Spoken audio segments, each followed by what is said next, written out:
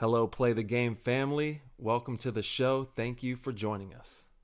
This episode is brought to you by Lone Wolf Paintball. They are an amazing online supplier and have been around since the beginning of the game as Michigan's premier paintball field and paintball supplier since 1987. They are rapidly expanding into the online retail space and supplying everything you need to be the best paintball player you can be.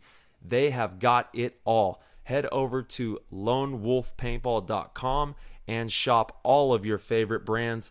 And they also boast amazing customer service and will have this out to you with same-day shipping, which is amazing. It's always nice to know that your stuff is on its way immediately so you can start to use it that very next weekend of play. Check out their YouTube, Lone Wolf Paintball, and their Instagram at Lone Wolf PB, and stay up to date with all of their deals and sales. Play the Game podcast is immensely honored to have them on board, and we cannot wait for you guys to check out lonewolfpaintball.com and become a part of their community. Today's episode of PTG is brought to you by Transfuse, the amazing premium rapid hydration multiplier and immunity fortifying formula that is scientifically designed to replenish you at the cellular level. And they use all natural ingredients in their products. It is packed full of zinc, vitamin B6, vitamin C, sodium, potassium, and choline. And when you take this product, you are going to feel the difference on and off the field. I know that playing paintball with Transfuse has been a game changer, and it will be for you as well. If you head over to translabs.com, that's translabs.com, and use code PLAYTHEGAME, you will get 10% off. And if you subscribe to a monthly delivery service, you get an additional 10% off. So you can take advantage of a total of 20% off on these amazing products. Also, head over to their Instagram at transfuse.official and check them out, and be on the lookout for their new flavors and brain booster nootropics that are coming soon. We absolutely love Transfuse from top to bottom, one of the best companies in the world with the greatest people running it. So head on over and become a part of their community and check them out.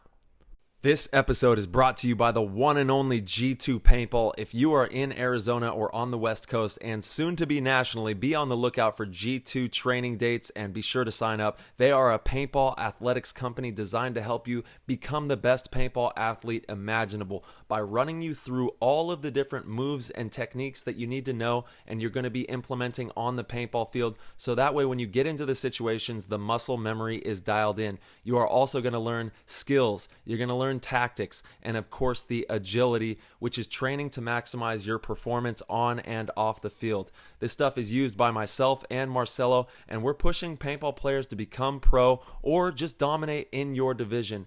Don't make excuses out there. Physical fitness is at an all-time high in paintball, and you cannot win paintball tournaments unless you are ready to go physically on Sunday when you're dead tired and you're ready to hold up that trophy with your friends and family. So you got to be prepared, and G2 will help you do that. Head on over to g2paintball.com. Also check out their Instagram at G2Paintball, and give our man Victor Gamboa at Gamboa Limited, that's his Instagram, a follow and support him as well. It's owned and operated by Victor and Rusty, and they're doing tremendous things in the sport. We absolutely love G2, and we cannot wait for you to get involved. So have some fun with G2 Paintball. That was an insane inside move by Marcelo Margot. Great communication. And the crowd starts chanting Harmon. Great shot by all the guys. So Tyler Harmon saved that game. He came out with 2 wins. Marcelo Margot was on fire.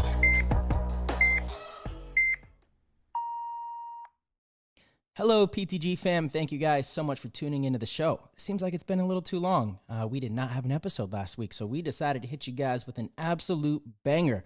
This episode, we have Nick Leival on. Nick Leival is one of PTG's absolute favorite guests. Every time he comes on, we have amazing conversation. We go down the wormhole on so many different topics, and Nick is an incredibly insightful individual, well-read, well-respected in the pro community and just in regular life. Nick is an all-around badass. So without further ado, we're going to hop in the show. All right, everybody, we have one of Play the Game's absolute favorite guests, Nick Leival, back on the show to sit down, hang out, talk with us on this fine Monday morning. Nick, what up, dude? Monday morning. It's like my favorite time of the whole week. Let's do it. Hey, we're changing all that right now. We're changing all that right now. Why is Monday morning your least favorite time of the whole week? You buy into all the memes that say, like Mondays suck and all that stuff? No, I'm not a huge meme person. It's just like, I mean, it's the end of the best time. Yeah. End of the Weekend is best time. best time. You get to play paintball, you get to hang out with your friends, you get to spend time with doing whatever you want, and then Yeah. Monday, regardless of your schedule, something inside you goes, now I have to go do stuff. Having to do stuff is the worst kind of stuff. Yeah. When you got good people and good energy, you carry that through and it makes it a little better. And sometimes, I mean, I even try to set up like Monday morning little paintball deals where I'll go to my cool. local field on a Monday morning and like kind of start it off right that way. Interesting. What do you do nice. on Monday morning at the paintball field? Literally just do stretches, exercises, and just shoot paintballs and run around and kind of just, keep the marker in the hand and just do, slide drills, gunfighting, moving and shooting, just like all the just movement stuff. I'm super jealous of that. I wish I had access to a field Yeah. like that. Usually, like I'm a Wednesday or Friday, but it's kind of got to be pre-planned, Yeah. know. And then I've actually in the past gotten a marker and some pads and gone out to like a sporting field around me, but I just look like a crazy person. I'm afraid that it looks bad. The cops on me or something like that. Like, what is this guy doing out here? Yeah. No, I'm with you on that. Yeah, Tyler's really fortunate with his situation out in Arizona. He's got a field like 10 minutes away that he can go to whenever he wants. It's crazy. That's beautiful. Yeah, that's the dream right there. Yeah, shout out to Wild West. Yeah. Tyler's got the scariest one ball in the game, so you gotta you gotta attribute that to something. So all you people that have access to a field, go the way of Tyler, take advantage of that access anytime you can. Yes, that's the key, man. If you can, like, or even just see if you can, create something for yourself somehow. Like you said, Nick, like even just going to the park and throwing on the pads. We actually talked about it. I'm not sure if on the show, but I know we've spoken about like there needs to be some type of paintball training thing that you could take to the park and do that kind of stuff because it would be tremendously valuable to have something that is weighted or that simulates you in those playing where I don't have to actually be physically shooting a paintball, but can go and do that kind of stuff without, actually needing the paintball field. Yeah. Absolutely. And like, I know Kyle and Ryan have done some videos for BKi out in their park with some cones and some, physical movement and stuff. But that what you're saying is a great addition to have like a dummy marker that's the same weight, the same balance, and I mean, I know there's a whole bunch of different types of markers, but just getting one printout would be pretty cool for sure. It would. Yep. And I'm sure someone's going to hit the road running with the idea and we'll see it at some point. You know what I'm saying? I hope so. I hope so too. Yeah. Throwing ideas out and people actually doing it. Yeah. Like there's only a select few ideas that I keep to myself. Yeah. Because like, I'm only going to do so much. So yeah. Yeah, you only have so much time, if other people want to take these ideas and run with it, sweet. Yeah, there's a few that you hold dear and you're going to execute those one day. But yeah, I mean, we talk about that a lot, other sports, basketball, football, you can just go to the park, get your shots in, you can run routes, you can do stuff to train very easily. I could put my cleats on really quick and go to the park and run as many football routes as I want and prepare for that game Sunday. If I want to go and practice paintball, it's a whole day. It's a whole thing. I got to drive, 45 minutes out to the field. You gear up. It's not clean. So it's not like I can just, finish up, rinse off there. There's no showers at almost any paintball park I've been to. There's been a few where they have those kind of facilities, but it's a whole day to go out and just put in, a little bit of work. So it makes it much more difficult than other sports. That gives me two ideas. I mean, one, just shout out to the NXL for, buying that long-term deal, setting up some infrastructure for long-term paintball. But two, I mean, I think it'd be pretty cool to get like almost like a paintball training awareness month where, everyone who hashtags it or is part of the GOAT squad or whatever, you get your gear and you go to a park where a lot of people are going to see you practice and we run a month worth of drills. And so then people are like, well, what is that person doing? And then, maybe some people film it for their Instagram that they're gonna make fun of this person, and next thing you know, like you're like, why do I keep seeing these videos of people with a paintball gun in the park doing these drills like all around the country? Like that would be a kind of cool like little guerrilla marketing. Plus, we're working on our craft. You're onto something there. I like that. Yeah, absolutely. I don't want anybody to get in trouble for having their paintball gun in the parks. This could be another thing, maybe like a neoprene wrap. I remember when I was a kid, they had these neoprene wraps for the guns. I haven't really seen them I remember as of recently, about, but when I was younger, I had a neoprene wrap that I would put my whole entire gun with the barrel in. That might be worse.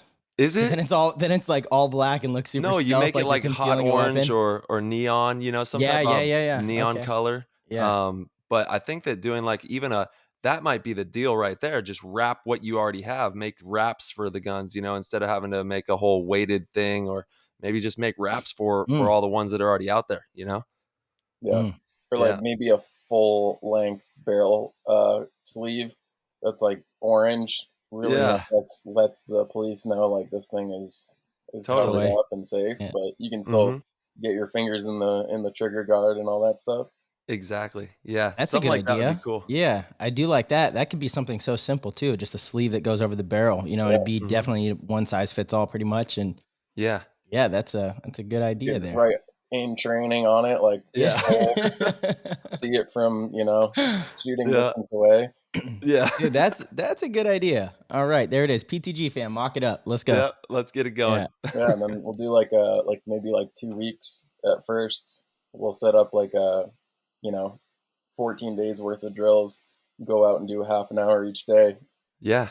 Hope some people think you're crazy and film it. People are gonna be like, "Whoa, that's next level." This guy is something. SWAT team training down the street. Yeah, you do it with your whole squad. Yeah. Damn, dude, that's legendary. So, Nick, how have you been out there in Colorado? How's everything going with you and the pup? Are you guys doing good? Yeah, this is my favorite time of the year, where I know you can wear a sweatshirt. Trees start changing. It's not super hot. It's not super cold. You can do whatever you want, and I'm out here enjoying it. I've been working out quite a bit, reading a lot, and trying to just better myself for myself. Amen, man. So, absolutely. Yeah. What have you been reading? Well, this actually brings me to something that Tyler and I talked about in a hotel room 2 years ago or something. Yeah. So we were going over aliens and possibility of aliens and all this stuff, and Tyler introduced me to the idea of the Anunnaki and the Book of Enoch. So Tyler, where's my tinfoil hat? Hold on. Yeah, let me get this tinfoil hat out. That's what I love. That's what I love doing the most is that sort of understanding the misunderstood stuff. And so since that conversation, that's been sort of an interest of mine, is going into what is this Book of Enoch? What are the Anunnaki and all this stuff? And this one book that I'm reading of recent, it really puts a bow tie on pretty much the majority of the global religions and sort of the where all of this idea comes from, the similarities between the religions, with the Great Flood and all this stuff, and it actually has a lot of similarities between most of them. And one of the author's themes is basically a lot of this came from Enoch himself. And so the next thing I'm getting into is why the Book of Enoch is not in the Bible. And it's a pretty interesting, definitely tinfoil hat conspiracy theory for sure. So I'd like to hear what you have on Enoch, Tyler, and I can explain this book a little bit further. Yeah. Yeah, for all the YouTubers, I got the tinfoil hat on right now. We're going into the wormhole.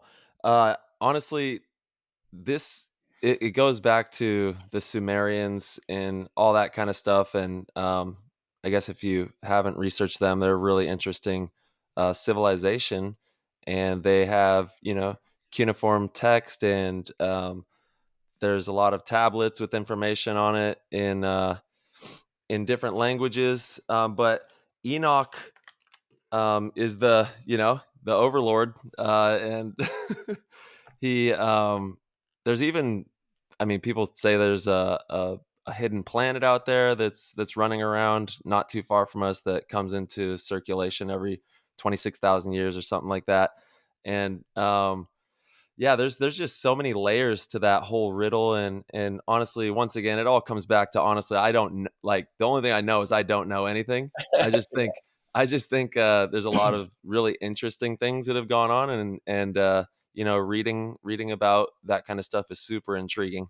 Well, I should definitely pass this along to you. I'm probably only a third of the way through it, but this author does an incredible job in cross-referencing texts from different religions and different historical texts.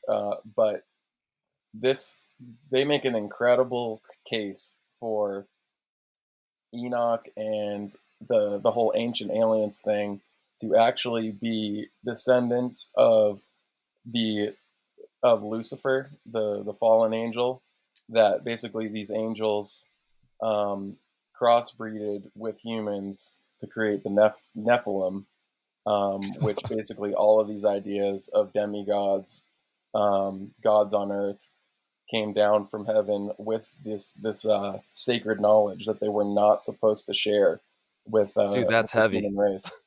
And he does a really good job of cross-referencing, like, religions from China, especially the Egyptians and the Mayans, who were supposed to be pretty far separated, and sort of the basis of most, especially Western religion, coming from these Nephilim that created Atlantis and this place, Yeah. Mu, which is pretty similar to Atlantis.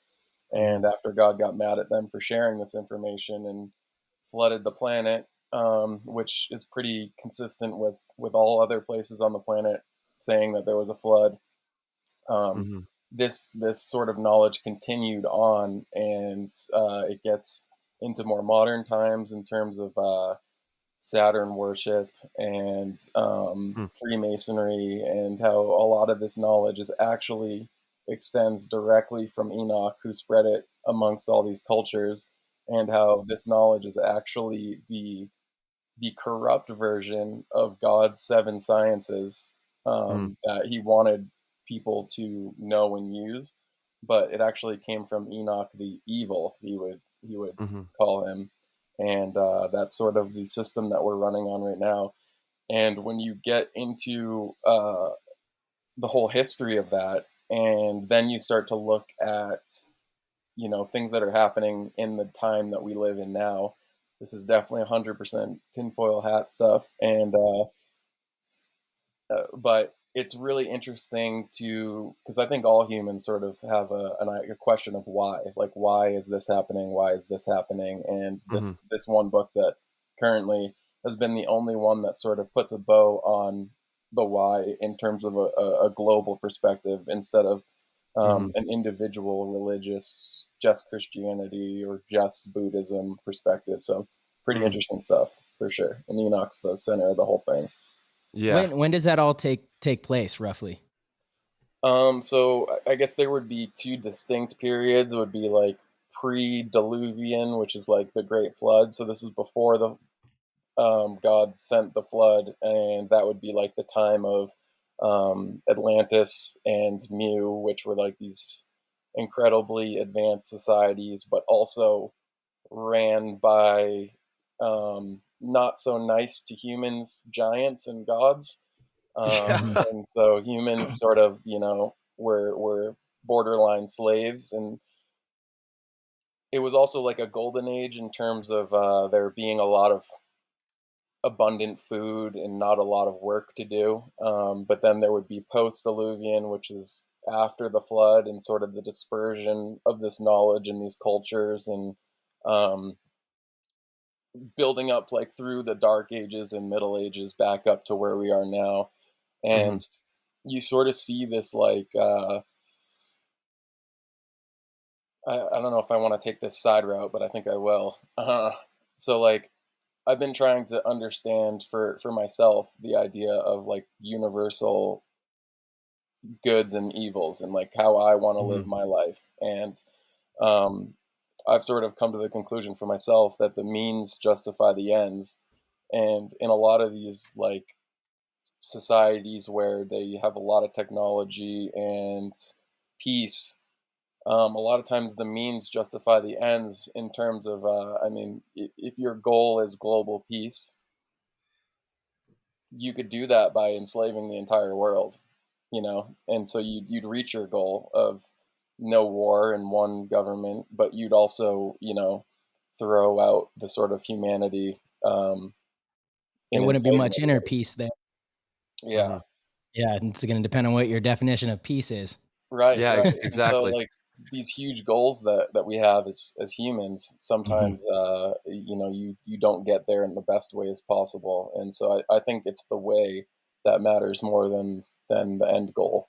Well, I mean, point blank, there's people Absolutely. out there that are trying to light up the world, and there's people who are trying to darken it. And I mean, it's pretty cut and dry. You know, you're either a sun or you're not. You could be bright or and you have to make a choice. And I think a lot of it can stem back like we kind of started our conversation, and it had a lot to do with Drunvalo Melchizedek, and he is a light Whoa. bringer, and he is the one of the founders of the Flower of Life and that whole way of thinking and teaching. And to break through these dark things that you're talking about, you have to be a flower, you have to be light, you have to be a sun, and it's remembering that simple truth and then transcending all the bullshit because there's so much of it. You know what I mean? And just going and being above that. And you're right. There's so many layers as well that we don't remember. We're amnesic people by nature. Humans are Yeah. amnesic. We're extremely forgetful. We have to be reminded constantly to stay true to a path. So, like, just remembering to be a son is the cornerstone, and then look into the Flower of Life. It's written by Drunvalo. It's a really amazing book that is very interesting as well. I think to kind of touch on what Nick was saying too, though, I think there's a lot of people that think they are being light, and the way that Yeah. they're trying to get there, ends up doing more harm than good. You know, to where they think, again, that's a good analogy. Global peace. We need global peace. So how are we going to do it? We're going to enslave everybody. That'll work. We're going to have global peace. There's no wars, but you're not realizing all of the psychological damage you're doing and all of the harm that comes along with that. I think that Mm-hmm. does happen more often than not. Actually, I like to think that there's more good people than bad people. And I like to think that there's probably just a lot of misinformed individuals making decisions that maybe their conscience isn't always bad. You know, they are trying to get to what they believe is best for others, and sometimes it's just not. Mm-hmm. Sometimes it's just not. Absolutely. And I think that last line is where it stems from, is trying to impose something that's better for others. Hmm. And I think that's where a lot of that comes from. I mean, you look at some of the biggest forms of evil in history, and I think, Tyler, you're 100% right. Definitely the species with amnesia. Um, but Mm. when people try to do what's right for other people and not for just for themselves, Mm. and not create systems where the foundation is for people to do right for themselves, and you try to impose what you think is right on others, that's where Mm-hmm. some of the greatest evils in humanity have ever stemmed Absolutely. from. Mm-hmm. Mm. Absolutely. Yeah, it's a slippery slope. And the reason that some of the greatest evils have stemmed from that is because it's easy to get other people to buy into it as well. So it's easy to create a movement or a large group of people that believe in it. You know, you can manipulate the masses with a good message, even if the reality is that it's a very negative, very evil act. Mm-hmm. Yeah, Absolutely.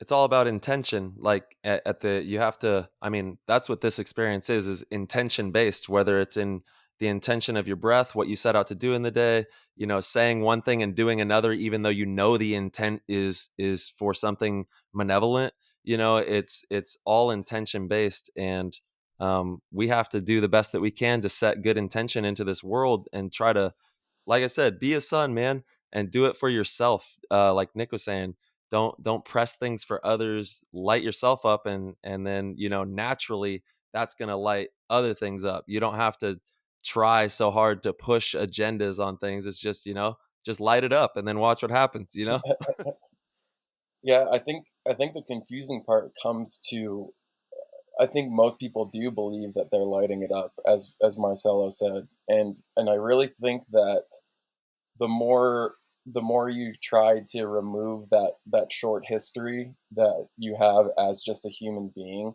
and the more you can learn from other people's mistakes, the more lighting it up really becomes supporting other humans' decisions in the way Mm. that they see the world. And the whole idea behind America as, and why it's such a beautiful experiment, is because we created a system where um, it is really hard to have power over other people's individuality. It's really hard to, and that's the whole point. And I think that the power structure, the whole idea of power, there's really only two times that I believe that you prove to yourself and you prove to the world, or you prove to whatever higher power you believe or don't believe in, and who you are, and what you are as a person or a being of light, as you were saying, Tyler. And that's when, a, you're powerless. When you don't have power, what kind of person are you in those moments? Mm. And B, when you have power, what kind of person are you in those moments? I really think those are the only two times you can show yourself and show the world who you are. So when you're in a position of power, I mean, do you take advantage of it? Do you Mhm. manipulate the situation to create a situation where you have even more power? Or B, when you're powerless, do you walk through that moment with grace, and do you forgive people for trying to use their power over you? Or do you, cry and scream and not be the best version of yourself? So, like, I think that being really cognizant of moments when you are powerless and when you Mhm. have power over someone, how you treat those moments. That's so true. And it's completely different like in business and in general life, right? Cuz like business is so cutthroat. You know what I mean? Like Yeah, it's and that's a paradigm as well. That's its own paradigm because it's very real, and it's omnipresent in the world that we live in, is that whole thing too of It doesn't have to be though, right? it doesn't have to be. It does not it have does to be. not That's have right. to And be. that's why you have people who are extremely successful right now on social media who are showing that is the new way, is empathy, is compassion, is heart-centered Mhm. business, Mhm. and that kind of stuff. And there's a huge business shift going on right now as well, where people are transitioning like, "Oh, I'm supporting all these companies that make these choices, and they follow what the company's choices are, over even if maybe this product is better than this other one," or it's like, Absolutely. so we're seeing a big thing happening right now, and I think it's all centered on this. And we just got to keep being good teammates out there, at the bottom line. Like, let's Yeah, be good teammates, people. Well, Let's hey, go. that's true. that's Yeah, powerful because it's centered around the individual, the consumer. If the consumers aren't looking for that, the companies aren't enticed to make that yeah, change. yeah. But we as individuals have started to shift that momentum in the right direction, as a collective, Hmm. as people just searching for better products or better companies with those kind of ideals. Hmm. That's what happens. That is the great thing about a free market. It Hmm. sorts itself out.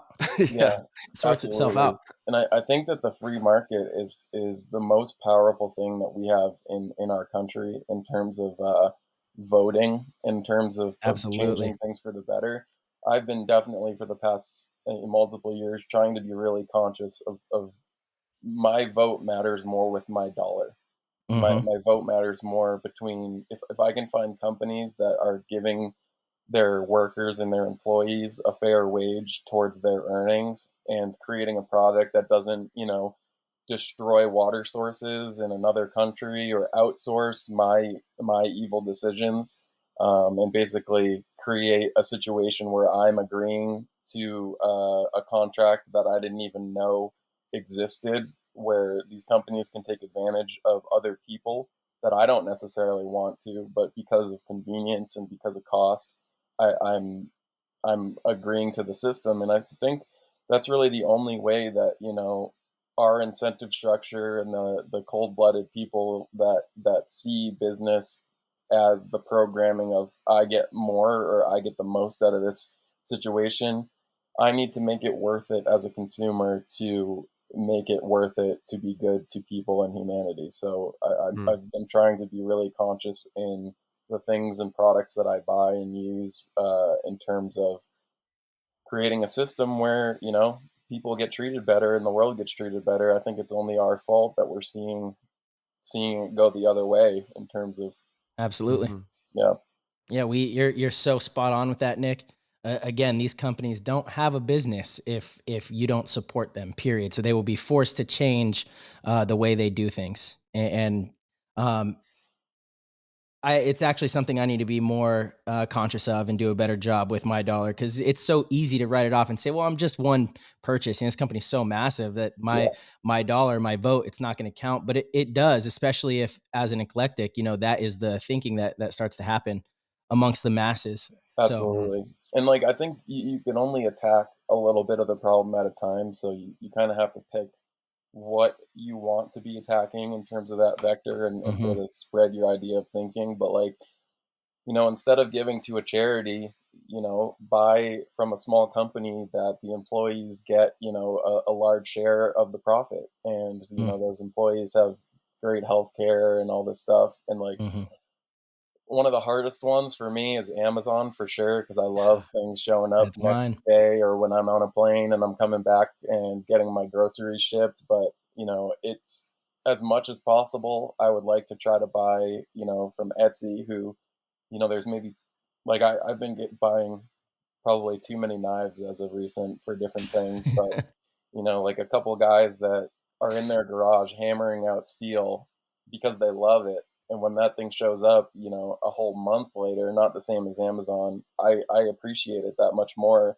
And I know that my money went to someone who's doing something with love and is also doing something more ethically than, let's say, you know, a factory in China where people are getting paid way less than they should in a culture that I don't necessarily think is the best way for humans to live and thrive as individuals. And so I think the human vector is what I've been trying to attack the most in terms of where I want to spend my money. Love that, dude. Also, water and nutrition needs to become just at the top of the list for us as people, man. We've really got to care about the water and the food. It's imperative for our health, especially with the wild things that are going on. We've got to really make sure that we put the water and the nutrition at a very high level of importance, because it's the cornerstone of just the way you process thoughts. It's the way you feel. You have another brain in your gut that actually has dictation over your life. And if you don't give that other brain in your gut, you know, some really good juice and power and water, then it's life changing. So I would love to see that come Isn't to. it wild that you could buy a bag of Doritos, let's say in Seattle, and then drive across the border to Canada and buy a bag of Doritos, and they have completely different ingredients? Yeah. It's Because, you crazy. know, we don't put as much of that, of exactly what you're saying, like the demand on a system where, like, let's say Canada has socialized healthcare, where their system is about making it cheaper for everyone to have healthcare, and that includes having better food because Mhm. food is your medicine. Mhm. And you create a system where you can't have Doritos putting all this bad stuff in their food because it's going to cost everyone more money. Yeah, but But damn, those and Doritos are so good. they're good and they're good on purpose. But like you go to our system, and we have a system right now where the incentive structure is to spend the most money. And so companies putting, you know, a little bit of not so good thing here and there in terms of cutting costs actually gains money in the long run for things like health insurance companies and the system where the more money spent means good and Mhm. not necessarily the less money spent means good. Yeah. Yeah, it's a ball of wax, but you know, it's just like we gotta. It's like you said, it's the food for your whole experience, and really caring about, you know, getting take that extra couple bucks and instead of spending it on a scratcher, put it into that nutrition, instead of buying a bottle of whatever, put it into some good water, or, like really put that at the top. And it's truly life-changing. Yeah, it is. I think a lot of people understand neurotransmitters and how what you intake, whether it's a chemical or when you go to a psychiatrist, they prescribe you medication. That medication affects your neurotransmitters, often, serotonin, some dopamine, things of that nature, to make you happier, to cure your depression. I'm using quote marks. But you have just as many neurotransmitters in your stomach as you do your brain, and the things that you eat directly affects your serotonin levels. And once I started wrapping my brain around that, understanding that food is medication, it absolutely is medication, and it starts in your stomach. The things that you put into your body are going to make or break your happiness, period. And that concept really shifted my thinking around the whole thing, just understanding that I have these neurotransmitters also in my stomach, and the types of foods that I'm eating causes those to react a certain way. That's powerful, right? That's an easy thing to shift your brain around and say, I'm going to be a little more cautious of putting this synthetic, fake food into my stomach that is probably poisoning me, Yeah. And you start to notice too, when you do eat really healthy. Like there's a certain salad that I make from Jimbo's. It's kind of like a Whole Foods kind of thing by my house. Shout out to Every Jimbo's. time that I get that bowl, it's got spinach, arugula, olive oil, balsamic. I've got certain nuts in there, garbanzo beans. I put quinoa. As soon as I start eating a couple bites of it, like I instantly feel better because my body is triggered by the drug that's being put into my stomach. And, I call it a drug because it's changing my brain chemistry. But it's all natural. It's good for you. It's filled with vitamins and nutrients. And it's just one of the best things you can do is take care of yourself and what you put into your body. You will absolutely notice a difference. And the more that you start to do it, then when you do eat the really shitty food, you feel it immediately. Like it's painful. I just feel sluggish and slow. It might taste good those first couple bites. Don't get me wrong. I'll indulge every now and then, but it's I'm like, man, I do not feel as good, as positive, as vibrant as when I'm eating certain foods. Yeah, and if anyone wants to read about what Marcelo is talking about, if you Google the gut-brain connection, it's something that's being understood more and more and more. And if you think of your gut like a society, like a city, like if you're eating sugar all the time, your city creates a whole bunch of people that live there that's what they consume and break down so that you can use it. And so the more sugar that you're eating, the more of your population is full of people going, hey, we're hungry, we want sugar. So every time you get hungry, that's what you want, because that's the majority of your population. It's a very democratic gut that we all have. And so the hardest part of switching to those other things is basically killing off a whole bunch of your population to then crave those things that Marcelo's talking about, like nuts and salads and stuff. And then when you get hungry and you start eating that stuff, your city goes like, they're so happy that you're sending that down.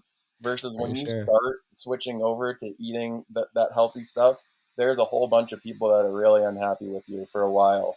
That's such a great. Or so they're not happy with the new president up top. So they rebel. That's such a great analogy. But, the gut brain connection. And that's why you have to slowly transition. Don't shock your system, and just overnight, because that's what a lot of people do, is they overnight it and then they're I'm like, a cold turkey kind of guy. Yeah, and it doesn't work. But if you slowly work into it, maybe once a week, then twice a week, and then a few times a week, and like Marcelo said, you're gonna feel that difference. Definitely, the gut city is gonna be like, okay, we can see this, we got this. Yeah, and then when they start to get used to breaking down more like omegas and like more nutrient dense, and this is I've had this argument a ton of times. There's a lot of people that are calorie. They're only about calorie, but I mean, a calorie is a unit of measurement, right? And so like, if you think about a calorie as like a cup of gasoline and a cup of rocket fuel, both of them are a cup, and both of them are one burning unit measurement. But the difference between sugar and the difference between, let's say, something super nutrient dense, has a whole bunch of nutrients in it. is the difference between burning like a pound of feathers versus a pound of coal. So like a pound of coal is going to burn longer and more efficiently, and a pound of feathers is going to go up quick, and that energy is going to be consumed quickly and fast. And so to measure things in calories isn't really a fair comparison when it comes to nutrients and nutrient density specifically. So, don't just measure what you're doing in calories, measure it in nutrients and micronutrients. Like those are the things that are going to matter. You can eat so Absolutely. much nutrient dense stuff, and you can eat so much non-nutrient dense stuff, and one's going to leave you full and one's going to keep you hungry and just going in these ups and down crashes in terms of energy levels. And then just throwing in the disclaimer, this is not health advice. We do not, we're well, how did you even say it? I don't know. This is absolutely I was health gonna say, advice. I was going to double down on Yeah, that. this is Okay. absolutely health advice. Okay. Yeah. That's something that I don't necessarily follow as much as I should individually. I try as much as I can. That's just life. But I've been very interested in this stuff for over a decade. So Yeah, I me too. definitely think that's health advice. I'm right there with you, but just as a, Yeah, it's before you do anything, check with your nutritionist, I guess, and make sure you're not allergic to anything. I don't know. There you But go. I like no, how you said nutritionist too, because nutritionists and doctors definitely a different expertise. two very different Absolutely. things. Yeah. Yeah. Yeah, a lot of doctors, I mean, it's crazy that the first thing they prescribe is not a better diet and exercise with so many different things. Mm-hmm. Yeah, that's what I was saying. We got to put the water and start putting that water and food on top, man. It's the cornerstone of it all right there. Yeah, I think that honestly, and like I've sort of been straying away from Joe Rogan in the last let's say 3 to 5 years or so, just because I've been interested in other stuff. But a point that he definitely has brought up as of recent, and I 100% agree with, is we're sort of on the tail end, if not about to restart the whole global pandemic issue, and the fact that nutrition and health and taking care of your body isn't at the forefront of any sort of medical advice is kind of frustrating. Like I think that regardless of whatever you're dealing with, I mean, it is science. It's definitely not anti-science to say the healthier you are, the better you're going to deal with any situation. So I think the whole nutrition aspect is something that kind of is getting swept under the rug. I know it's a tragedy because it's so imperative, and It is that's so imperative. Yeah.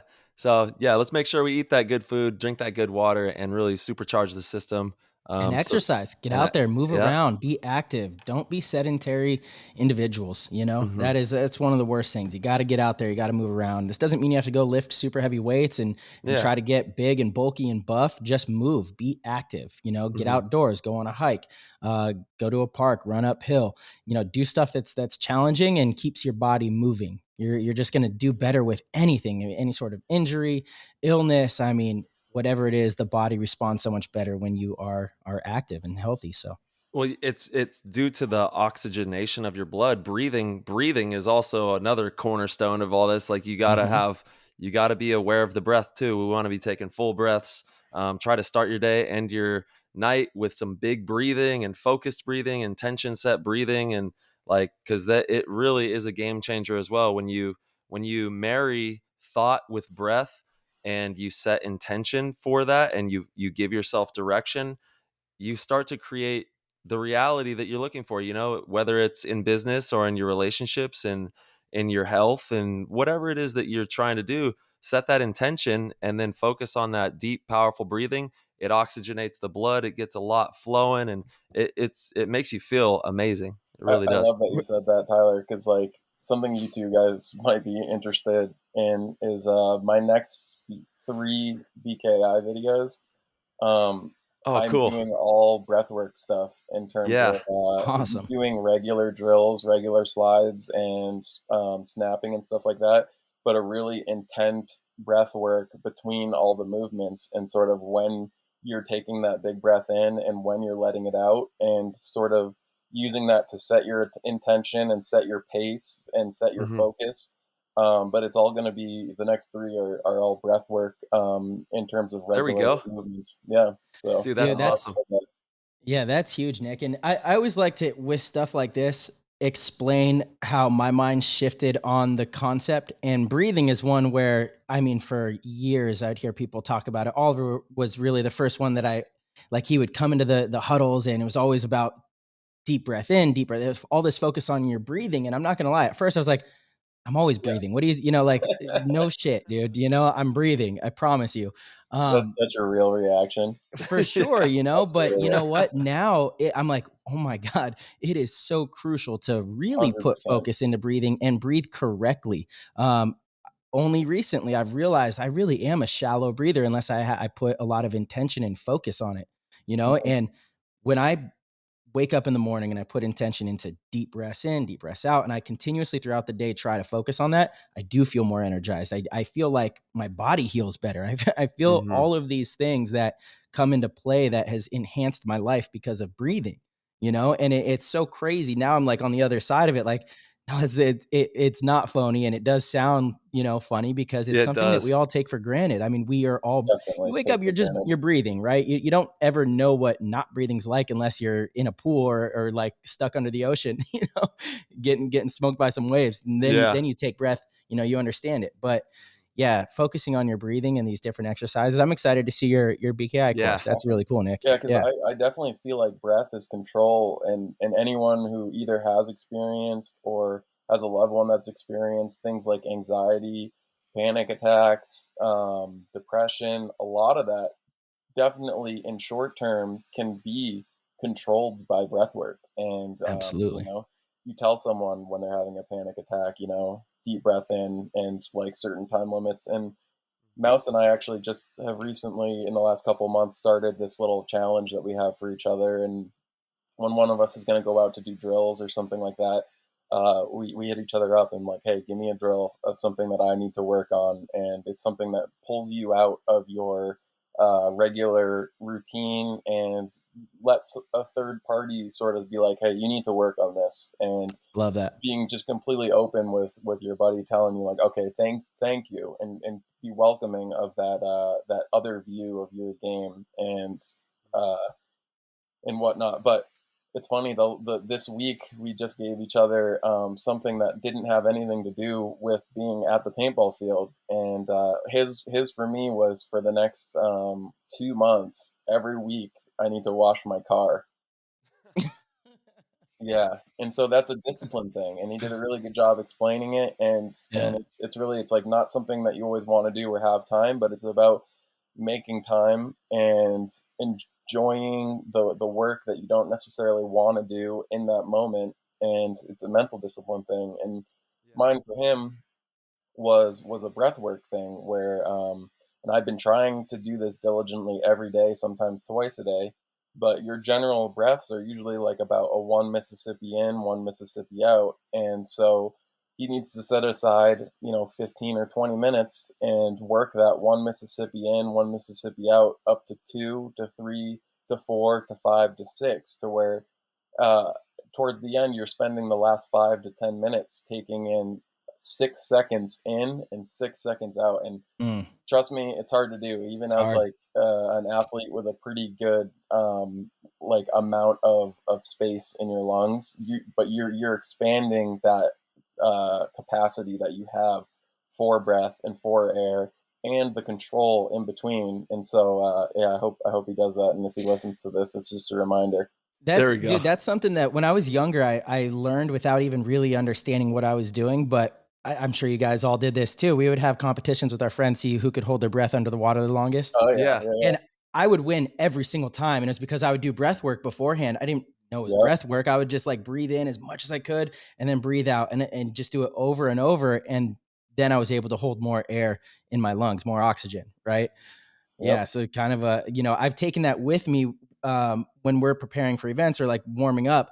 I'm always trying to do that with the intention of being able to hold more oxygen. This was all before I even really understood breath work and all the other benefits that it has. I was just like, I just won't be out of breath, maybe, you know, like that was the only thing I thought I was No, doing. that's so cool when like you are connected with your body enough to like sort of feel it and know it's true. And then if you go into it further, you're like, oh, there's a whole science behind Yeah, this. yeah, This has totally. been around for like thousands Totally. of, I Yeah. mean, almost tens of thousands of years. But like it's good to have that connection with yourself that you realize that that's truth, even without having other people tell you or other information tell you that it is true. Yeah. Just It'll Hey, speaks to your it'll connection. change the yeah, oh, for even on sure. the paintball field, you're gonna see huge difference in your projection and your paintball is based around communication. That's how the best teams in the world win is through communication. If you're losing your voice, if you're short-winded, if your breath is really shallow, you're not going to have that big boastful connectivity out there. And you're going to see that when you do start focusing on this intention breath, it's going to change your paintball game as well. You're going to have bigger lungs for the game too. Absolutely, Absolutely. and funny looking at this panel, it's like these are three people that talk probably the most on their teams and need to be the loudest on their teams. And like the amount of importance we're all putting on breath work definitely lends to communication. And it's funny you bring me back to water because this is actually something that I took from Ryan and Marcelo. Is Yep. they have always been very focused on spring water, spring water, spring water. Mm-hmm. This is a total anecdotal story, but for me personally, when I drink purified water for let's say 2-3 days, my voice goes very quickly.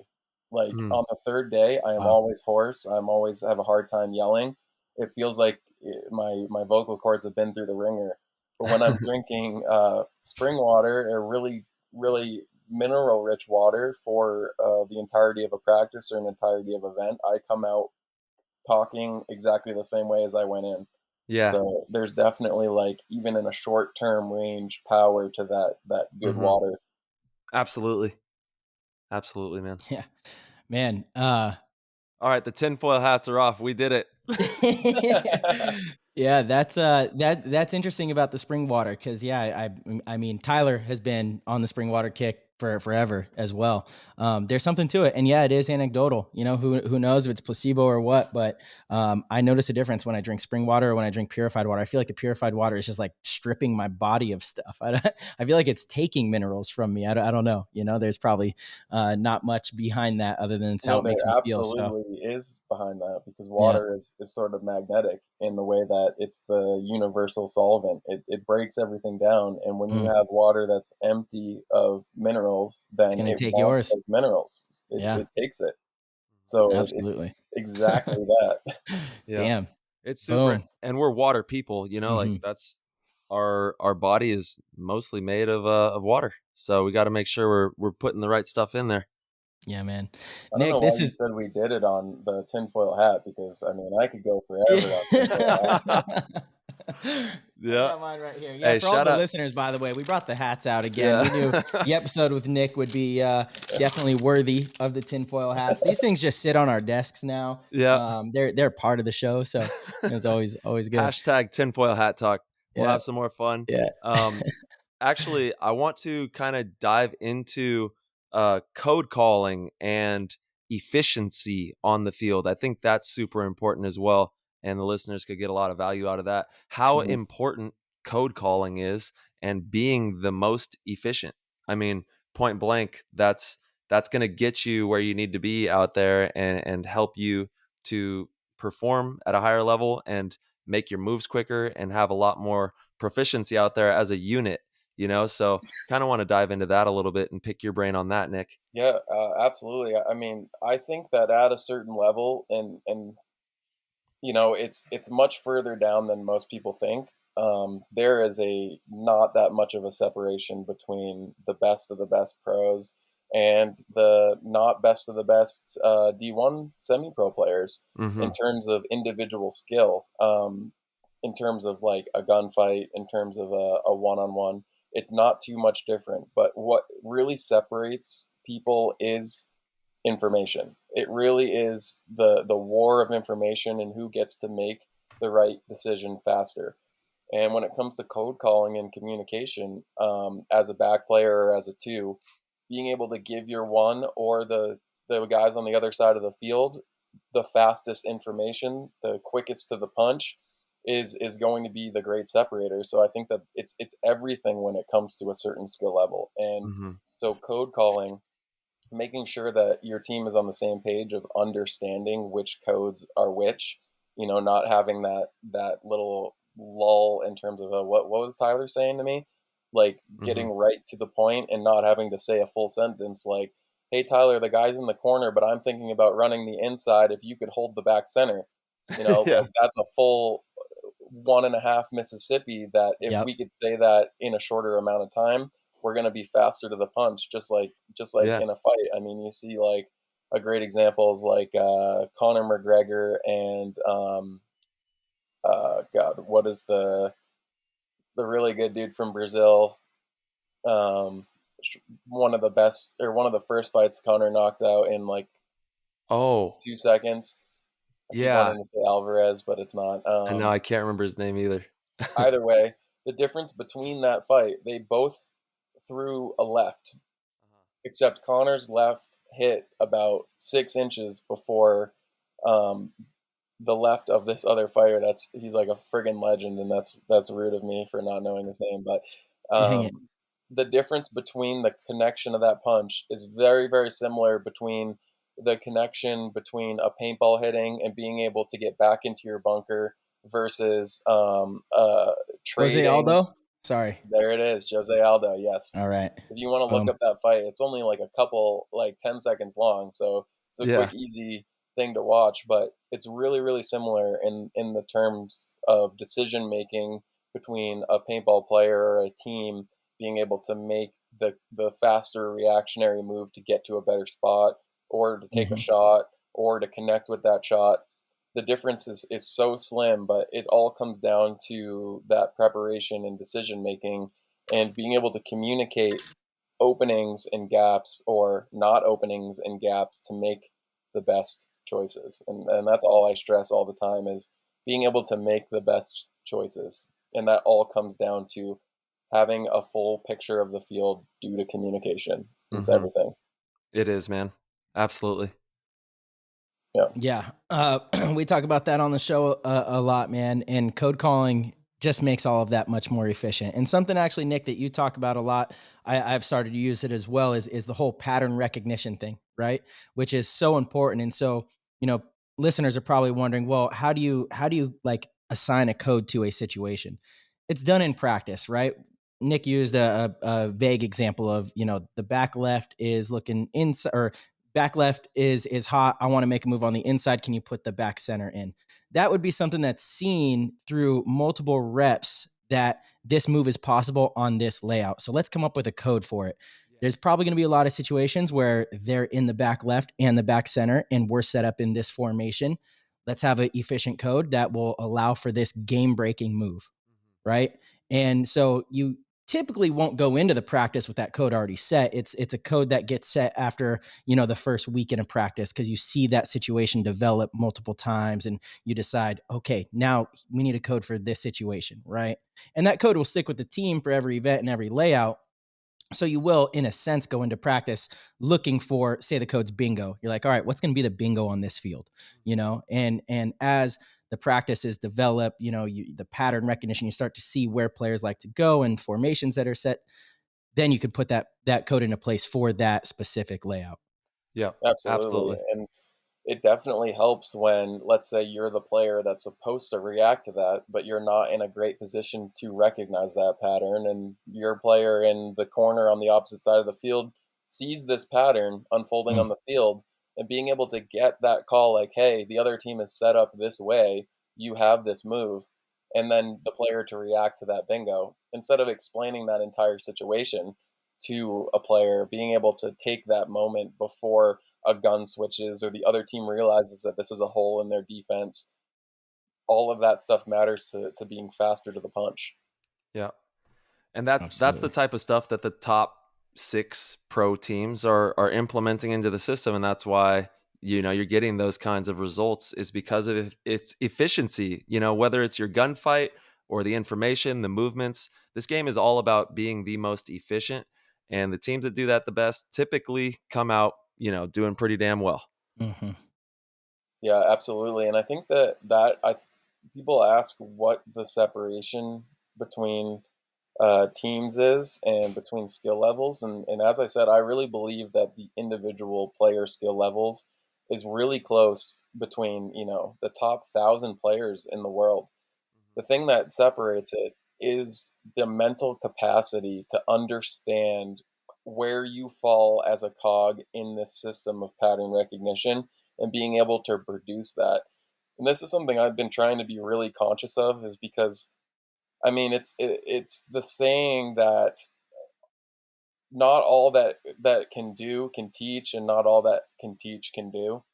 And the difference between being a student of the game, someone who, from a bird's eye perspective, can see every correct move that should be made, is a very different skill set than being on the field and also working through that adrenaline dump, through people shooting at you, between yelling, between the pressure involved in the situation.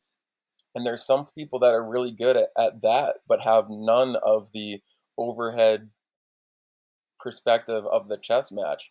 And so you can be really great at one or the other, but being great at both is really the biggest separator. And I've been trying to be really conscious recently of pairing the two, because I know there's certain parts of my brain that in the moment, I know I can definitely be like, muster the courage to do the right thing in the moment, but was it necessarily the right thing?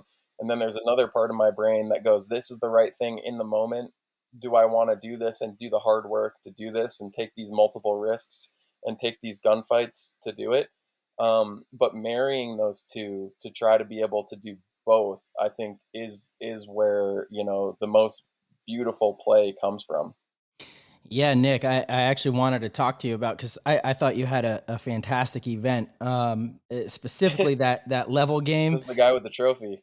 I Much mean, respect. Much Yeah. respect, Nasty. That was it awesome thank you. finals. Yeah. Thank you, dude. It takes a full team to win, right? Absolutely. And that's just the reality, especially in today's game. If all 5 players aren't firing, it just doesn't happen. Absolutely.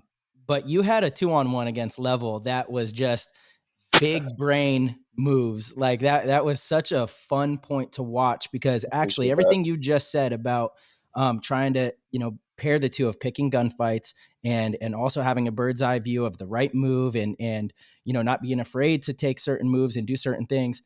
The way you played that one-on-one was so masterful. I kind of want to talk to you about that and walk through your thought process, because there was a point where you were literally crawling in the snake in a one-on-one with your head down. Like you just outsmarted the Level player on every part of that point. I really appreciate that, and that's what I love to play for, is for when people like you that really are masters of knowing what they're looking at to see a point like that. Like, I think most regular paintball fans like enjoy a point like that, but not really for the depth of the situation. And so I think that's definitely a good example of me as a coach being up in the tower, watching me play, coaching me to play. There's it doesn't always happen, but it's definitely like times where you get to be the player that you want to be.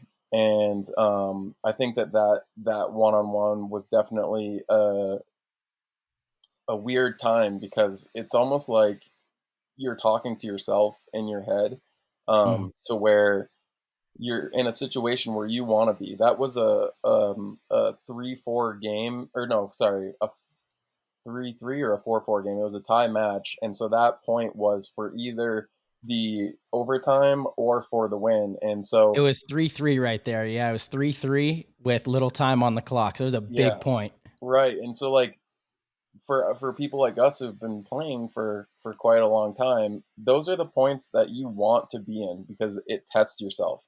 And like, if I get shot in that point, I walk off and go, God, there's a lot of work I have to do. Right. And then there's times where you succeed in that point and you go, that was what I would want to how it wanted to unfold. Again, I still look back at that point and go, okay, I knew that I'd beat him around the snake corner, and if I had got to the back center and protected the flag, I could have actually waited that out to 5 seconds and then hit it, so our team didn't have to play another point. And you're always going over better and better ways to do certain things. But in terms of the one-on-one, you're always feeling out that other individual. Exactly, and so yeah. I kind of had to figure out whether he was more likely to go for the buzzer and try to win the point. Was he going to try to play for the overtime? Was he going to try to just bull in a china shop, shoot me out, or go for the buzzer? And so, like, luckily in that point I had like a full minute, so there was a good feel out process where, you know, I was trying to be safe individually, but also try to get into the mind of the player on the other side of the field.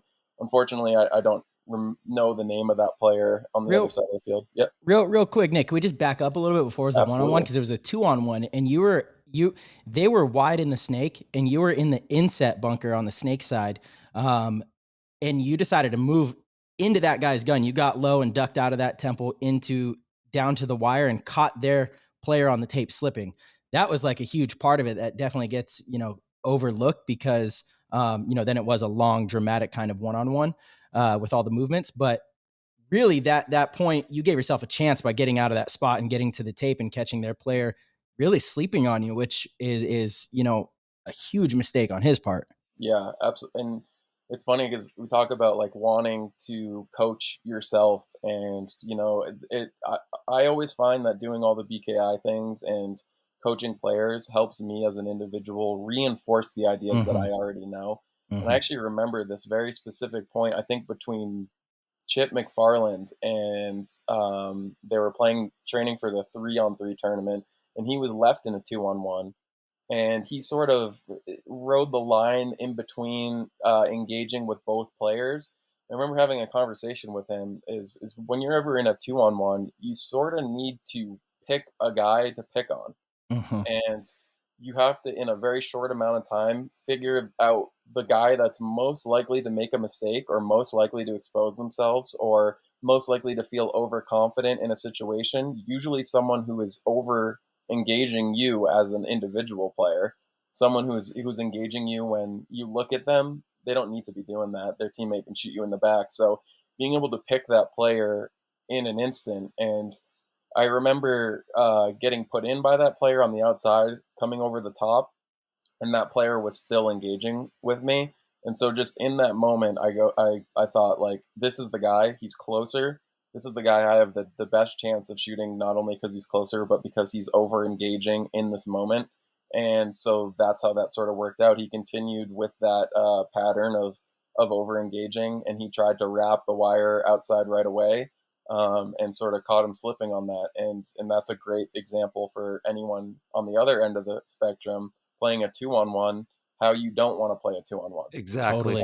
You definitely do not want to let your teammate shoot that player in the back and protect yourself. Number one, if you're going to be advanced on by a sole player, you at least have to trade. And so that player wasn't set up that way, and that's what set up that one-on-one was an individual player trying to do a little too much against, you know, whenever someone's alone, they really have nothing to lose. And so I got to play in a not lose situation, which I know Yosh talks about quite a bit when it comes to penalty points, and took my own advice, which is to find that player and advance on that player and try to get them off the field as fast as you can, because that other player is going to be taking advantage of your gun not being on them. So that turnaround of a 2-on-1 has to come in the first 5 to 10 seconds, 10 seconds at max. So, yep. That's huge information for the listeners right there. I mean, that sometimes take players years to figure that kind of stuff out. But it's absolutely crucial, like you said, in the split second decision, finding, you know, the opponent that's looking the most appetizing and giving you a chance, you know. Appetizing. Yeah, speaking of Tyler here too, is just a king of pulling those out. Yeah, he's the hungry hippo, just eating them all up. Yeah, it's appetizing. You can see it too, you know, when like you described it perfectly, Nick. The way that a player, just in that split second, you read that body language or how that person's approaching you energetically, and you're like, okay, you want to play that way, then I'll use it against you, you know, and then you take advantage of that. But it's reading that on the fly, and it takes practice, but the more you do it, just like anything, it's going to become second nature, and then you're going to be pulling those kinds of things out all the time. Yeah, and again, the hard part is marrying the conceptual with the actually doing it, because you know, you can hear all this and understand it, but I mean, time moves different on the paintball field. You know, that we're setting this 10-second rule, but it really does take a lot of reps to understand what 10 seconds is on the field, because that 10 seconds is going to feel like 30. There's a slower time, so you have more time within that 10 seconds than you think, but less time than you do to hesitate. So that balance of being able to do it on the fly. And then there's other people that do these things instinctually of just, I'm going to attack this guy in the first 5 seconds, but don't really understand whether they did the right thing or not. And honestly, on a coin flip, they might attack the wrong player, and there's not really like a conceptual understanding of which player that you should be going after. So really marrying the two of the concept and the doing it is the hard part. Yeah. Yep. You got to get out there and get it done, you know? Absolutely. I love that. 100%. And then with the one-on-one, again, just I sat there and watched you. I was in your pit, and everyone was watching, but it was just, you were reading every direction that he was going to go before you made that decision, that you went in back to that Aztec, which was on your side of the field, and he was on your side of the field in your big Dorito, and got all of his attention focused on you down there, making him, maybe he thought that you were just going to stay there and protect the buzzer, right? But you felt that, and that was when you dipped all the way across, and your eyes were on him the whole time. And you definitely got to a certain point where you realized, I've got the buzzer. I beat him, so if he goes for the buzzer now, I don't need to worry about it. I'm going to get mine before him. I just got to make sure he doesn't turn and shoot me. And you kept your eyes on him that whole time, but it was all set up by how you played him through the snake. You kind of came back his direction. You got all of his attention. It was like a magic trick, right? Put your hand up over here, and then boom, you're hitting over there. It was fantastic. I went to magic camp as a kid, so I definitely understand those concepts. Dude, that makes so much sense. Yeah. Oh yeah. I used to be so good at card tricks, and I forgot all of them. We talked about humans with short-term memories. That's a heartbreaker. Oh, it's man. interesting you say that, because like the plan of that evolved actually when I went to the Snake 2 and I tried to look for that cross shot, and that tower was in the way for his wrap and his next move. And so when I went to the Snake 2 and I realized what was being blocked out by that, that's when I sort of had the mentality of, okay, I'm going to get him to think that I'm watching the buzzer and then go for the buzzer. And so like that actually came from that spot. Realizing what he couldn't see on my continuation. And so if anyone wants to go back and watch that, like watching any of the players that get to be in situations like that, and sort of being able to understand when they're planning something and when they're not, just for the viewers that want to go back and watch, it was when I was in the Snake 2 that I wanted to set up that run down the Snake side. So just so you can understand where that came from. Nice. Yeah, it is really cool to see that kind of stuff develop mid-game too. Like, again, your brain is just processing things faster and more efficiently than your opponent in that moment. I had a similar one-on-one against Kyle Berry where like it wasn't until he had gotten to a spot and I made a move to a Dorito, and I was like, wait a second, if he keeps coming this way, I can make that move and block him out and essentially, lure his gun to the tape and be able to bunker him, which it worked out perfectly. And he got a penalty. Right. And he got a penalty. Yeah, for sure. You know what's really funny is maybe like a month ago, I went back and watched like a 187 documentary. And there was a point that I'm really, really bad at remembering points in events. But when I watched this point, I remember it like all came back to me. And it was a point where I think we were in a 2-on-2 against you, Marcelo, and you were playing for Ironman, I believe, and another player. And I was on the Snake side, Dan Zaleski was on the Dorito side. You guys were mirrored up. And Dan was shooting cross, so I knew he was at danger of you coming to bunker him. And there was 2 or 3 separate occasions where I wanted to progress on the snake side, but I was also trying to bait you into actually running him down. And so I would progress, get past your gun, and then try to come back and shoot the gap.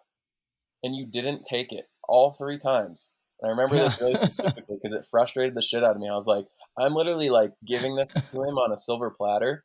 Why isn't he running it down? And this is just you being much more experienced than I am in that individual moment.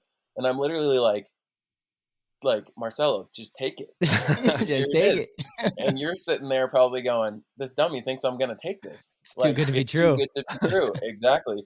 And so there was 3 different situations where I tried to give it to you but faked it, and you didn't take it. And then finally I gave up on that idea of thinking, and I ran down your player.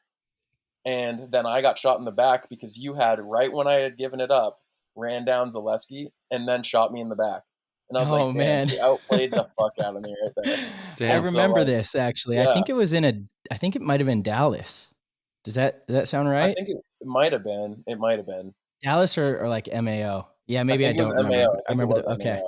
But like going back and watching that clip of me like trying to give it to you and you being like, this is too good to be true. And then not only pulling off the move I was trying to stop you from, but winning the point by shooting your guy was like a great learning experience for me, for the timing involved of what I really needed to do was sort of force you into that move by putting more pressure on your player and maybe having a chance. But I didn't take a couple of decisions that I should have, and you played it perfectly and masterfully and won it. So like that was a great 2-on-2. Thank you, Nick. Yeah, for bringing that one up. But honestly, that probably would have worked against majority of players, especially like knowing your opponents. You know, you have somebody on that side of the field that just likes to bunker people and constantly wants to go. Boom, you shoot that player, you shoot that first player, and then it's a 2-on-1, and you guys win that point more times than you don't. You know. Mm-hmm. Yeah, definitely, and definitely knowing, and I think that's one of the coolest things about the pro division, and comparatively to divisional fields, is there's a lot more moving in and out of individual players, but we get the benefit of having a lot of tape, scouting, practice, a lot more reps in understanding individuals. And, you know, when I snap out and I see, oh, Tyler's on my side and we're heads up, I'm like, I'm never going to take him in a one ball snap challenge. Like, no way. Dude, they all got guns, bro. You basically have to play hide and seek with Tyler on the field, because if he sees you, he's probably going to shoot you. So like he can't see you, you know? It's good. You got to force him into a move where he knows he needs to like fill a corner or something. Yeah. And that's when you get him. But don't look at him directly. Don't let him see you on the way to the corner though either, because he's going to pull up and probably get a ball to you there. Yeah. Hey man, they all got guns. They all got guns, dude. Everybody. Hey, Nick, this is actually a great little segue into what we've been doing. We've been working with Iconic Paintball. Shout out to Quinn Nadu. Yeah, Quinn. I love what he's doing. He's absolutely crushing it for paintball media and doing a lot of cool stories. And so on each show, we do an iconic question, and he has one for you. So that's dope. The iconic question is, from Division 3 and all the way to the pro ranks, you were the unrivaled leader of 187 crew on their journey to the top. What was that experience like, leading 187 at such a young age and having the weight of the team on your shoulders? And did it make it all the more difficult to leave 187 for Impact after you led them to the pro ranks? Okay, I would say, to answer the first part of the question, I think that was almost sort of like a natural placement, only because, I mean, at that age, I was very, very motivated, probably the most motivated and the most student of the game at the time. Even though I was surrounded by really good players, I definitely stepped the furthest into wanting to be good at paintball, and I think that they sort of appreciated that, and that transition sort of happened naturally, only because that's just how it went. And so in the moments of that, I didn't even really understand what that meant and how hard it made it for me as an individual to play. So I would say that that was just happening as it was happening. I was definitely living that in the moment, and I didn't really see it for what it was in the time. However, the second part of the question, I think when I understood that I had the opportunity to go to Impact was when all of those years kind of culminated and made me understand the weight that I had on that team as an individual, because I wasn't really thinking about it that way at the time. But then when I thought about leaving, I understood how much I was going to affect that team by leaving. And so that made it incredibly difficult to leave. I definitely I turned down that opportunity multiple times before it happened, because that was when I first really started realizing how much I was doing for that team, and it definitely, like, all those years added up, and I was like, what the hell am I doing to think that, like, I really wanted to go all the way with the boys. And I definitely am I try to be a very loyal person, individually as much as I can, and probably have some sort of like trauma from that decision, and double down on my loyalty in my current and future life because of that decision. So I think that, again, in the moment, didn't realize how much I was affecting that team until that decision, and it made it, I mean, almost impossible to make that choice. But at the same time, there was a understanding that I had to make that choice. It definitely was a situation where it was a win-win, lose-lose. There was goods and bads on both sides of it, but there was a very obvious choice in terms of my individual experience of life. And so I tried to make that really clear to each one of my friends and teammates where I was coming from with that decision.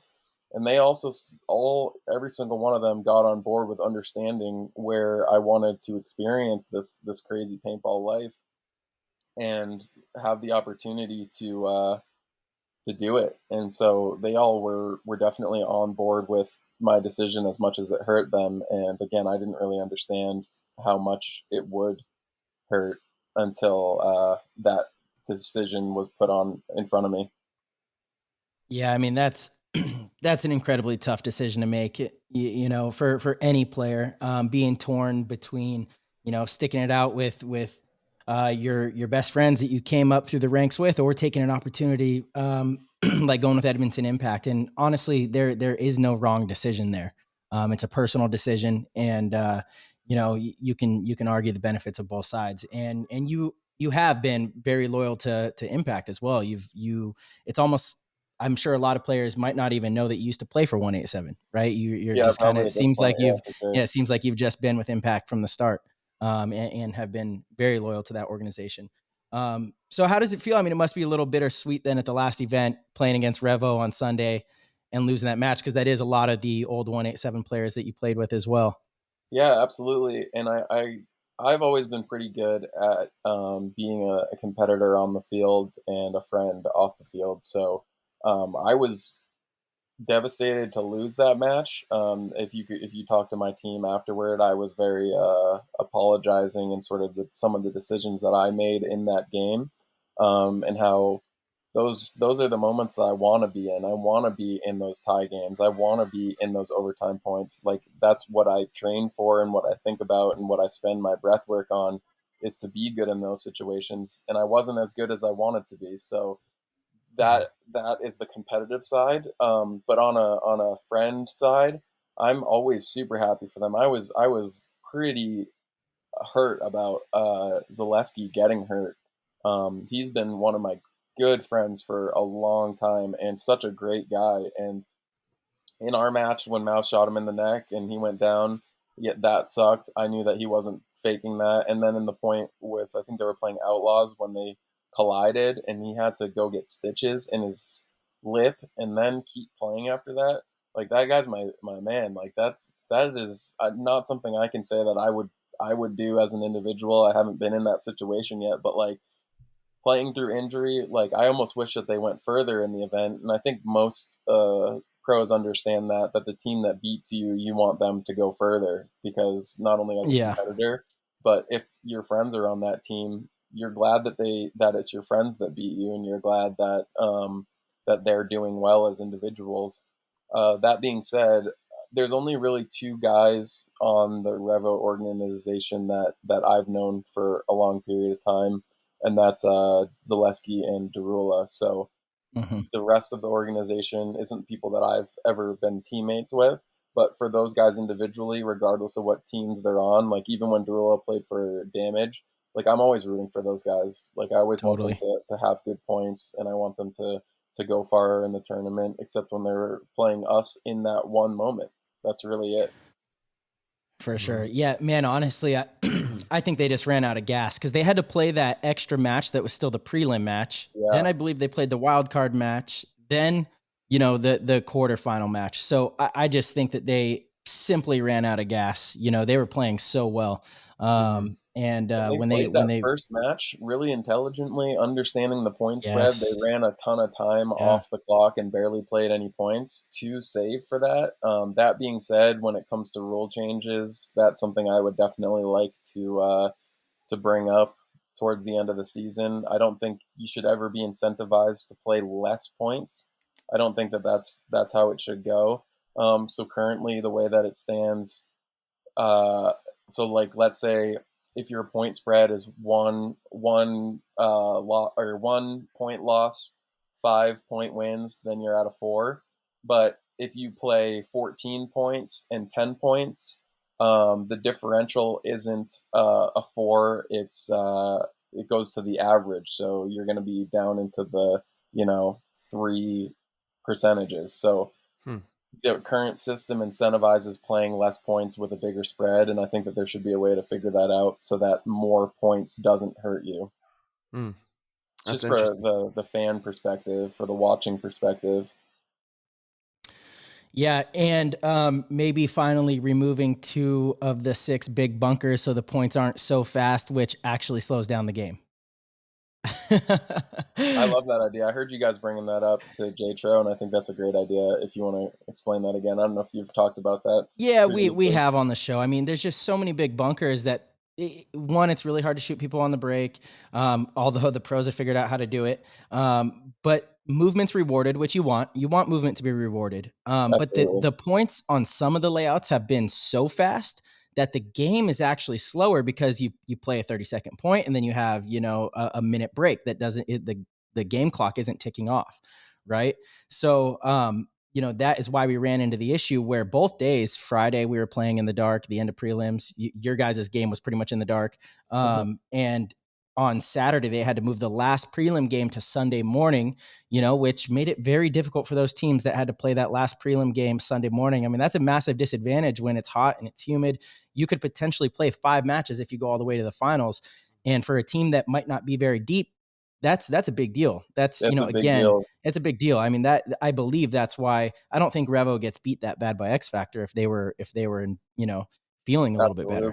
And like, we were a team in that situation, and we had a meeting about, we definitely are a team with a deep roster and can play those players, but you are having that conversation of, okay, we have a potential of 5 matches. How do we want to play these first and second matches so that we actually go on, but we also don't, kill our starting 5 on a certain layout? And if your starting 5 is also your ending 5, like a team like Revo, who's going to be playing their players into the ground, even injured players are going to be starting and playing for the rest of the event. It definitely affects the odds of a game, for sure. Absolutely. Couldn't agree more. Absolutely, man. We actually have a bunch of questions from the PTG fam. They've actually been rallying off here this morning, so we'll start digging into those as well. Mr. Steele was wondering, what's your favorite drill to do during practices? During practices? Ooh. So I'm going to consider that like a team practice. Like I have all my guys around. Yeah. I would say if I got to pick a drill, which I don't get to do every time, but it would be a progression from my spot into the spot that I want to end up with a good player that also has the same goal. I actually created a drill for this at my last practice to this event, but it's a leapfrog drill that'll come out on BKi eventually. But the short end of this is basically like, let's say both of us start in the back center, a back center like this event that we have where we can both shoot at each other and stop each other from progressing, and we're both trying to get to, let's say, the snake one in whatever way possible. And so a progression drill with someone that I find as a hard player to play against, for sure. That's one of the best drills. I actually do have something like that up on BKi as well. And on any layout, you can figure out those spots where it's like, this is going to be where the other team's 2 is going to be keeping me from advancing. You put your best gunfighter in there and you try to put him in and move. You know, absolutely. 100%. That would be my favorite for sure. Awesome. All right. From Chris Tucker, who has been your favorite person to play with over the years being on Impact? The actor comedian? The actor comedian. That's him. He's in our Discord. It's crazy, dude. You guys are blowing up. Much respect. My favorite player to play with. That's really hard because everyone has very individual characteristics, but I'll make this more specific. A player that helped me the most as an individual, both in my physical game and my mental game especially, was definitely Randy Stanzak. Him and I roomed together for like 3 years straight, and he's a very giving person in terms of his opinion and his knowledge. His knowledge for sure, and he helped me a lot in sort of crafting how to exist on a team that's so deep with really good players, and with a coach that demands a lot of you, and a fan base that demands a lot of you, and haters that demand a lot of you. You're expected to win, and when you're winning, how do you keep winning? And it's a very hard position to be in, and it's not the norm, but I think that Rainey definitely helped me a lot in those hotel room talks, and so I appreciate him for that. Awesome. Yeah, man. Rainey is a wizard, dude. He is. Definitely. Yeah. Sure. He's been great playing dude. some really good paintball too. I like seeing him fired up. Yeah. He's always getting after it. All right. We got young Stevie. He's wondering if you could combine NXL with another sport activity to host like dual events, what would you pick? And then of all your guys' styles on Impact over the years, what was like your favorite little time period? Obviously, I'm sure now is extremely relative because you guys are in the moment, but he's just wondering because you've been with the team for so long on that as well. Absolutely, and I'll discount this year to give him a little more interesting of an answer, because I don't want it to be like a cop out, like, oh, my team right now. Yeah, because I do love all those guys, obviously, and I'm very close with them. But so the first part of the question was the sport that you would merge with. Sport combined. So there was talks before COVID happened that I thought was a brilliant idea, that the NXL was going to have a joint event with a first-person shooter event. It was a video game tournament, and they were going to try to do something where our pros played their pros in both video games and in paintball. That's sort of a cross-promotional thing, and I really think that those things translate quite a bit. The whole idea of first-person shooter, having a team, having an objective, time behind a gun, all that stuff. I think that was the perfect binding of two ideas where fans might appreciate both. And then I guess the second would be like an MMA event would probably be my next one, because they're both very similar in mentality, the combat sports. And then in terms of players, there's not many guys out there that make me laugh and feel good as much as Dalton Vanderbilt. I mean, hey, stay away. Dude, that guy, his not caring attitude, really it helps him a ton in terms of big moments in paintball, because his blood pressure probably stays consistent throughout the entire time that he's sleeping and when he's playing paintball. So I really appreciate that about him, and I try to do the same, because I think that if you if you are calm, then you're clear.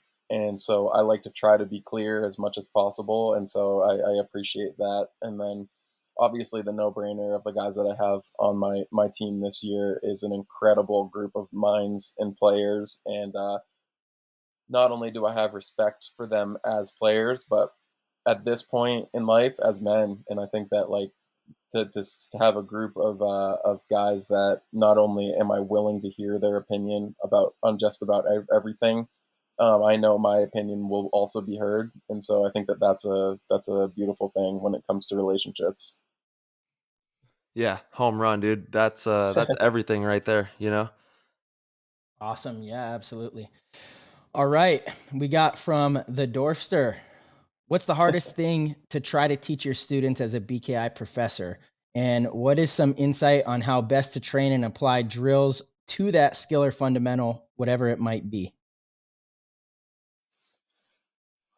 The hardest thing is absolutely an intangible in a way, because it's something that you can't really create drills for. It comes from within a person and the way that they structure their own heart and their own way they view the world. But there's some sort of killer instinct that is very, very hard, if not impossible, to teach in paintball. It's hard to make drills for. You can have people run at each other and shoot each other to lose their fear of getting close and getting up close and personal. But there's not really a way to train for wanting to do it in the moment when it calls for it. And so I think that that's something that when we're talking about breath work and we're talking about intention and creating your own view, manifesting who you are, that's something that if you know when you watch film of yourself that you could have been more aggressive or you could have wanted that kill a little bit more, or you know that about yourself, I think that's something that you need to take into your own mental game. And I think that the mental game is something that's very, very hard to create drills for. We can give you concepts, but we can't give you an instinct.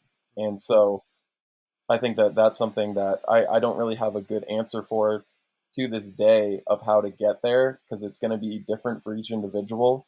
But creating a killer instinct in yourself to where the competitor in you wants to kill. They want to go and shoot somebody. They want to go and get that it's not even glory, it's just that one more shot on somebody. And so I really think that's an individual thing that you have to take as homework. Mm-hmm. Yeah, listen to some like David Goggins or something and get that Yeah, natural killer instinct rolling, because it's definitely very difficult to hone in on that particular skill there. absolutely. Mm-hmm.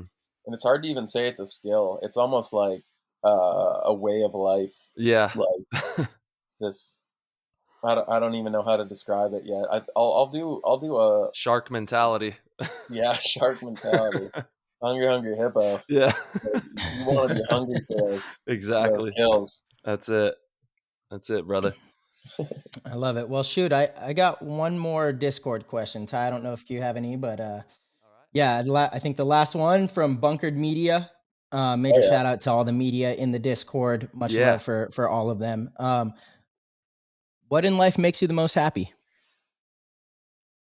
I definitely think that changes over time currently and probably for the foreseeable future. My dog makes me the happiest. I love Hey, that animal. I love your Dude, you're dog. John dude. Wick.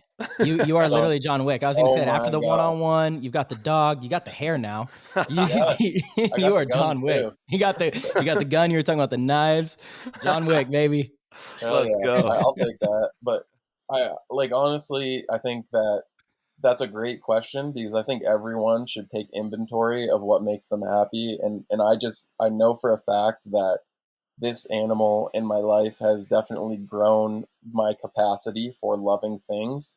Besides just getting older and appreciating things more, but I think that like my ability to love is bigger because of this thing, and so being able to write down your appreciation list at night and finding those things to grow your capacity for love, I definitely know currently right now it's that little girl. So Yeah. Yeah, that's beautiful. I love that. And thank you, bro, so much for sharing all these insights. I know the PTG fam, we appreciate you so damn much, and you always have a seat here, dude. Yeah, we I absolutely love that it. you guys are going hard on this, and you guys have only gotten better and better. And so, like, I know the whole paintball community appreciates the way that you guys have thrown yourself into this and have been so open and honest about your own lives and not being fearful of putting yourselves out there. I think is the number one route to success. So I appreciate you guys. Keep doing what you're doing. Oh, thanks, bro. It's been amazing connecting with everybody and you and all the players for the love of paintball, and then just being the best teammates we can be and being the best versions of ourselves, like you said as well, and just pushing ourselves forward in the right direction. Totally, man. Yeah. Yeah. And Nick, honestly, I feel like we say this every time. Yeah. What was that? I said, keep inspiring us. Oh, love it. There we go. Oh, of course, man. Shit, dude, we're inspired, man. Again, all of these, all of the guests we've had have been, we say it over and over. It's just amazing to be able to have these conversations with new and the old players. So it's just as enjoyable for us as it is for the listeners, you know, which is, yeah, it is really sweet. But I do feel like we say this every time, Nick. You have a seat here anytime you want. And, you know, sorry. Yeah, because we can go on for hours about any topic. And I love that about you. So it's always good to have you on the show, man. And we'll have to have you back on soon. Yes, sir. Keep doing what you're doing. You know it, brother. We'll see you soon. We got World Cup rolling around here, and I'm sure we'll be seeing each other at some practices and at the event. I hope so. Yeah, absolutely. Yeah, let's shoot each other before it matters. Yeah. Get it out of the way. Yeah, let's go for it. All right, brother. Well, you have a great one. All right, you too, guys. Later. Later, bro. Peace. And that was another amazing episode in the books of PTG World. Thank you guys so much for tuning in and rocking with us. If you guys would like to support the show, you can head over to ptgpaintball.com, click the Patreon link, and get access to our Discord. The Discord is blowing up. It's lit. It's amazing. It's just a great community, and we are so thankful for each and every one of you. And we're doing so many cool things in there. Contests, giveaways, community building. It is really dope. As a matter of fact, some of the community members are playing 10-man at World Cup together, so I think that's incredibly cool. Our website is brought to you by Rusty Glaze at Constant Pursuit. If you guys need a website done, you already know Rusty is your guy. All right, PTG World, we will see you very soon.